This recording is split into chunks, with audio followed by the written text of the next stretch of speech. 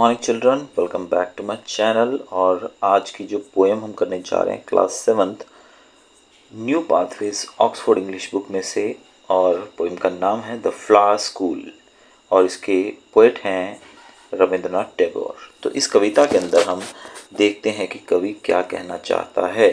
तो कवि जो है वो कंपैरिजन करता है बच्चों का फ्लावर्स के साथ, कि कैसे स्कूल के बच्चे जो हैं वो जब छुट्टियां आती हैं तो कैसे वो घूमने खेलने निकल पड़ते हैं।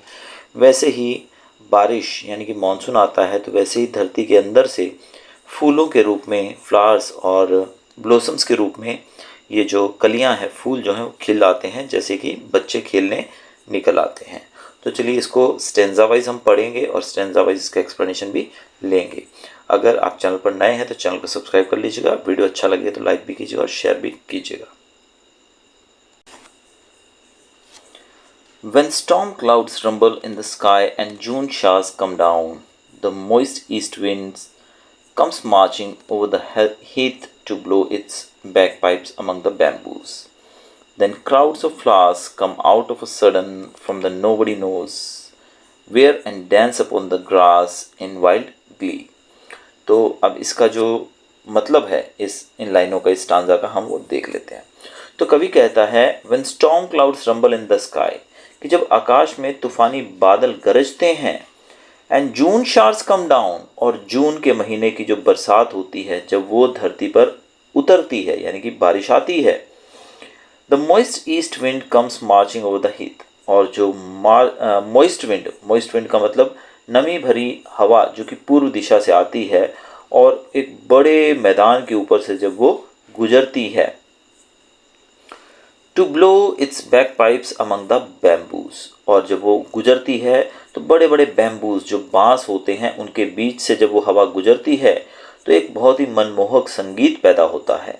जैसे कोई बैक पाइपर जो होता है वो बैक पाइप बजा रहा होता है, आपने देखा होगा ना, बैक पाइपर जो होता है वो हाथ से मुंह से बजाया जाता है, हाथ से पकड़कर। तो वो जो बैक पाइप होता है उसको बजाया जा रहा है, ऐसी आवाज़ आती है, ऐसा प्रतीत होता है। और फिर अचानक then crowds of flowers come out of a sudden, फिर अचानक से पता नहीं कहाँ से, न जाने कौन सी जगह से ढेर सारे फूल खिल उठते हैं और घास पर खुशी से वो नाचने लगते हैं। तो कवि ने पहले स्टैंजा के अंदर सीधा सीधा बारिश के आने का वर्णन किया है कि बारिश आती है तो ढेर सारे फूल, कलियां जो है वो खिल उठते हैं। अब दूसरा स्टैंजा देखते हैं हम। Mother, I really think the flowers go to school underground.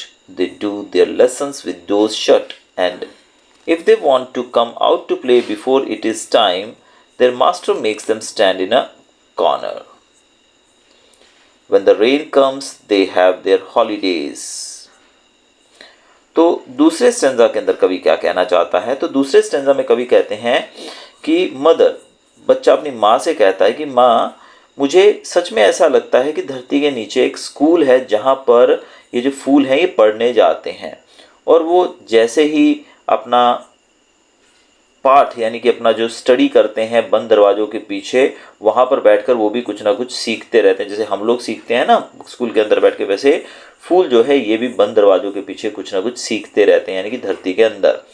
अगर वे समय से पहले, अगर ये फ्लावर्स जो हैं बिफोर टाइम लिखा गया ना इस लाइन में, देखिए, अगर बिफोर टाइम वो बाहर आना चाहते हैं, अगर वो खेलने के लिए समय से पहले, जैसे आपका गेम्स पीरियड होता है या फिर रिसेस होती है, उससे पहले अगर कोई बच्चा बाहर आना चाहता है तो उनके शिक्षक उनको कॉर्नर में खड़ा कर देते हैं, उनको पनिशमेंट देते हैं। Their master makes them stand in a corner, उनके जो शिक्षक हैं, टीचर्स हैं, वो उनको पनिशमेंट के तौर पे कॉर्नर में खड़ा कर देते हैं।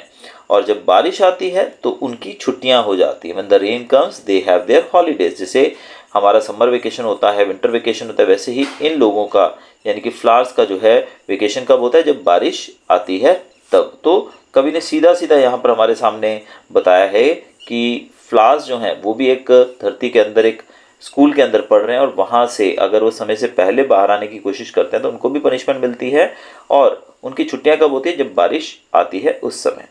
नेक्स्ट स्टैंजा देखते हैं अभी हम।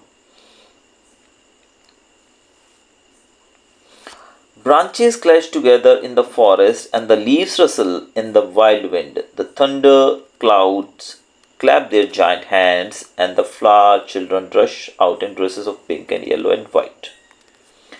तो यहाँ पर कवि कहते हैं कि जैसे ही बारिश आती है वैसे ही जंगल में पेड़ों की जो टहनियाँ होती हैं वो एक दूसरे से टकराने लगती हैं, ब्रांचेस क्लैश, एक दूसरे से टकराती हैं और तेज़ हवा से सारे जो पत्ते हैं उनके वो सरसराते हुए आवाज़ करने लगते हैं।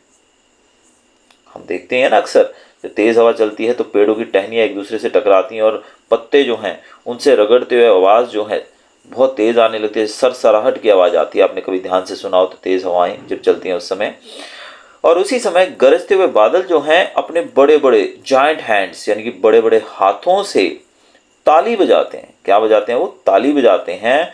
और फूल के रूप में जो बच्चे हैं, यानी कि फूलों के यहाँ पर बच्चों से कंपेयर किया गया, जो फ्लावर के रूप में जो बच्चे हैं वो अपने गुलाबी, पीले, सफ़ेद रंग के कपड़े पहनकर बाहर निकल आते हैं। यानी कि कवि यहाँ पर सीधा सीधा कहना चाहता है कि जब बारिश आने के समय तेज़ हवाएं चलती हैं तो ये जो पेड़ों के पत्ते जो हैं, टहनियाँ जो है एक दूसरे से टकराते हैं और सरसराहट की आवाज़ आती हैं, और बादल जो हैं वो ताली बजाते हुए से प्रतीत होते हैं अपने बड़े बड़े हाथों से। और ये देखकर जो फ्लावर रूपी बच्चे जो हैं, जो धरती के नीचे स्कूल में पढ़ रहे थे, वो बाहर आ जाते हैं अपने अलग अलग से कपड़े पहने, अपनी अलग अलग पोशाकें पहने।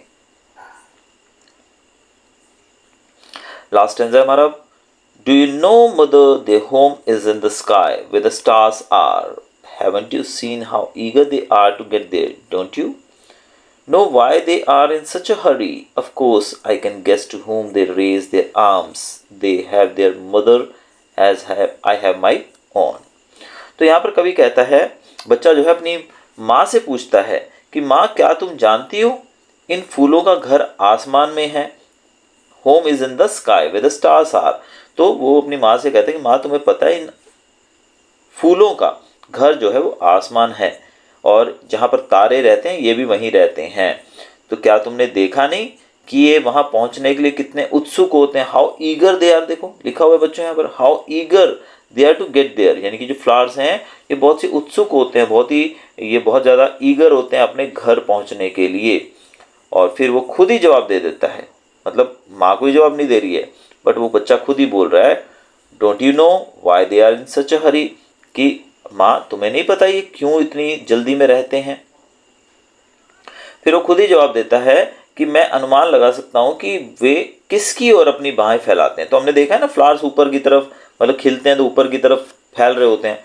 तो बच्चा खुद ही कहता है कि मुझे लगता है कि ये शायद ये अपनी माँ की ओर अपनी बाहें फैलाते हैं, जैसे मैं अपनी माँ की तरफ बाहें फैलाकर उससे मिलने की कोशिश करता हूँ। तो बच्चा जो है अपनी माँ के प्रति कितना वो अटैच रहता है, वैसे ये फूल जो हैं ये आसमान में अपनी माँ की तरफ हाथ फैलाते हैं।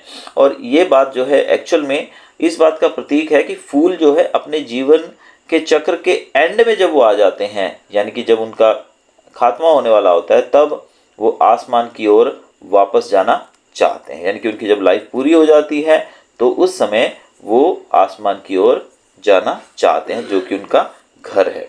तो ऐसे कहते हुए कवि जो है अपनी माँ को बताता है कि ये जो फूल है ये आसमान की तरफ बाहें फैलाए क्यों खड़े रहते, क्योंकि वहाँ पर भी इनकी माँ है, जैसे मेरी तुम माँ हो वैसे ही।